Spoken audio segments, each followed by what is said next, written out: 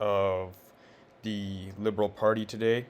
Mark Carney has joined Justin Trudeau's Liberal Party as an advisor on the economy. Now, for those of you who don't know, Mark Carney is a seasoned finance individual, professional, and he spent 13 years at Goldman Sachs and worked as a very high executive in the firm, specifically an executive director of emerging debt capital markets, managing director of investment banking. So he has a great season of a he's a very big professional in the finance industry, to say the least. He has a big name, and he is very, very, well renowned and respected. I personally have, been inspired from Mark Carney, as I'm in finance, as that's my career, and that is my career path. And from a young age, I've always looked up to him as a sort of public figure, and he's a good speaker and a very, very seasoned finance professional, as I've already said. He's a personal inspiration to me. However, saying that, considering that, and leaving that to the side, will he be able to save Justin Trudeau's Liberal Party? What I see this move as from Trudeau is a final kick at the can to try to save his sinking party and his sinking image, and try to maybe muster up some sort of spark for the party that is now basically dead. We already know that the Liberal Party's national campaign director left about 3 days ago, and they've been pushing for Mark Carney to join the party. Justin Trudeau specifically has been pushing for Carney to come on board.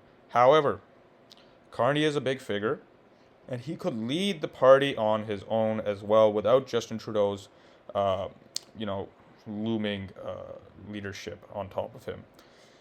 I feel that Carney has kind of shown some restraint here on the amount of, on the position he's going to be taking in the Liberal Party. He knows that they're not in a good position, and he knows he has potential to potentially be a leader of the party in the future. So he would probably not want to take on a leading role like finance minister or deputy prime minister, even though he doesn't even have a seat right now, or replace Christiana Freeland, because he doesn't want to get his image too much associated with Justin Trudeau, because everyone knows Justin Trudeau is a sinking ship. This move, I don't really see by Justin Trudeau. I don't see this move being much of a help for him. Though Mark Carney is a great professional in finance and economics, he was the Bank of Canada's former director and chief there from 2000, I think it was 8 or 6 to 2013, and he led the country through the financial crisis and greatly impacted the economy in a positive way. Though people have criticized him. Oh, also he was the Bank of England's former governor as well as the Bank of Canada. So England and Canada's former governor. You can see his reputation is quite high. But though he has also been criticized for being a proponent of the carbon tax, he has his own, green energy, green economy agenda too, that many have taken to say that he strays away from his finance and economics backgrounds and goes into more of a personal, emotional agenda. Though, of course, we all want to have a green economy nowadays, and we want to go into you know, a better world and better environment for everyone.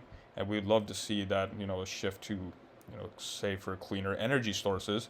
Mark Carney's support of the carbon tax has been seen by some as negative and uh, not financially viable and not very positive thing for him to be recommending as a finance professional. The article also says that, let me go down here, that about his role, the new government role, the role is not a government position, but instead for the political party as it, prepares for an election that could come by at any time in the next year. So basically, what they're saying is it's more for the Liberal Party being a special advisor role and not really a direct government role. As I said, Mark Carney is looking to create distance between himself and the current state of the Liberal Party under Justin Trudeau.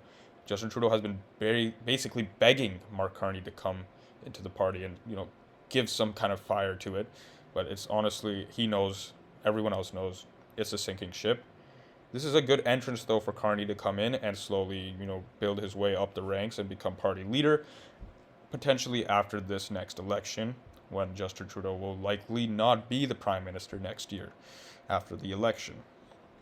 So this is not the end of what we'll see from Carney. Expect to see a lot more from him, in my opinion.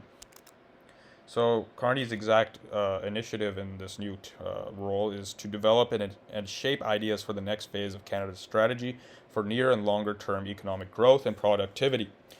So my interpretation of this is that, of course, everyone sees Justin Trudeau from an optics lens as being far to the left, as far as the NDP on the left. There has been a lot of government spending, a lot of funding of government programs, good and bad, your opinion, whatever you want to think about them, but there's been a lot of spending. And they've seen this as, you know, not very, of course, good for the economy because you can't take on so much debt in such an inflationary time. We took so much debt during COVID, and now after COVID, and when the COVID was on the wind down, we were still taking debt, going into a deficit, and that was because of the bad leadership of Trudeau and his finance minister Christiana Freeland. And on top of this, I wanted to say as well that Trudeau has taken a standoffish stance towards the business community in Canada. I think, from what I remember, he imposed a 1% increase on the banks in terms of taxes, which really, really angered the financial industry.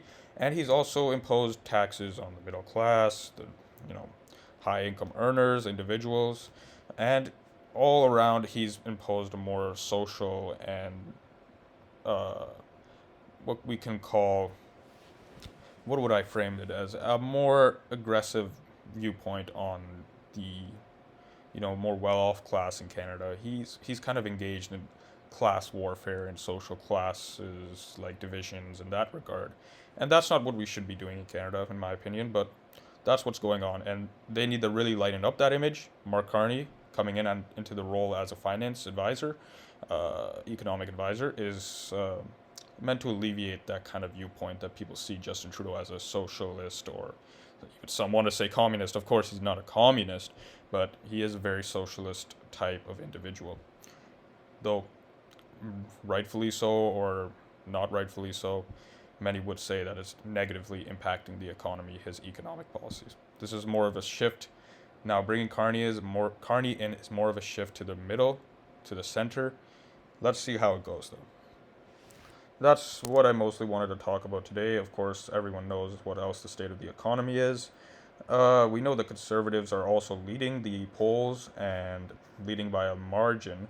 And the article also states Pierre Poilievre's Conservative Party has charged ahead to a large lead in public opinion polling over the last year. NDP withdrew their support from the parliamentary power-sharing deal with the Liberals last week, making Trudeau hold on to the country's highest office more tenuous. The government could fall unless it's able to secure support from one of the main three opposition parties on key votes. Carney currently serves as chair and head of transition investing at Brookfield Asset Management, a major asset management investing firm, and is the UN Special Envoy for Climate Action and Finance. Also holds a number of sorry, I can't pronounce it right now. I need some water, and I'm pretty dry in the mouth right now. Philanthropic and business roles, including as chair of Bloomberg Inc. Okay, so I want to also mention one thing about Jagmeet Singh. I don't expect an election to be coming. Jagmeet's getting a lot of heat from everywhere, all sides right now, even in his own party. We have a former leader of the party, Tom Mulcair, saying that Jagmeet's move was quite ambiguous and spontaneous, and it has little to no strategy in it when he separated himself from the Liberal Party. He's offered no policy decisions, and he's just parroted the idea that, Liberals are anti-working class, and they are for the big corporate class instead, which is true to some extent. However, it's not something that is something that we don't know, okay? It's not a substantial policy decision or anything like that. He's just parroting, talking lines. And I think his tenure is coming to an end too soon. people are grinding him for his pension chasing schemes. He gets a pension, I think, in February of 2025. And on top of that, he's getting a lot of heat from, journalists as well now. I saw a CTV interview with one of the, I think, in the Power Play, that's the show they call it. And he was really, really beat down by the female reporter and journalist there. Forget her name, sorry, but it was really, really, she gave him a lot of heat, and he did not like that. Because rightfully so, he's not been doing a lot of good things. So that's all I wanted to say today, guys. Thank you for watching the Econ Opinion. Please like, share, and subscribe. I also would really appreciate if you shared this video. Please like it as well. It would rise the engagement for the video and help this video spread to more people. And I would love to hear your opinions down in the comments below. Thank you very much for watching, and have a wonderful day, night, or whatever time you are on. Thank you very much. Bye.